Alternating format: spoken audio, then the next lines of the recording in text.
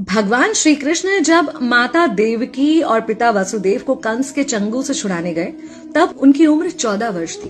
उनकी माता ने उनसे पूछा कि बेटा तुम तो भगवान हो, तो तुम हमें पहले ही कंस के चंगुल से छुड़ा सकते थे, इतनी देर क्यों कर दी?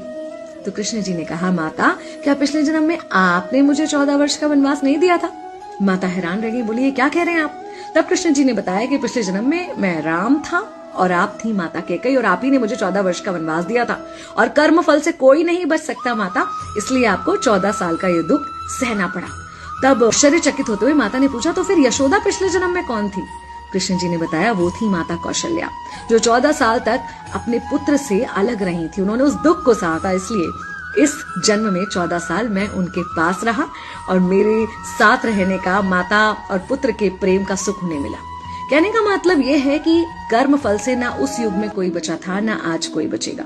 खुद भगवान भी कर्म फल से नहीं बच सकते, इसलिए अपने हर एक कर्म को बहुत सोच समझ कर कीजिए, क्योंकि जिसके भी खिलाफ आप कुछ गलत कर रहे हैं उससे आपकी शत्रुता कुछ समय या शायद एक जन्म की है, लेकिन उसके साथ कुछ गलत करके आप अपने कई जन्म बिगाड़ सकते हैं।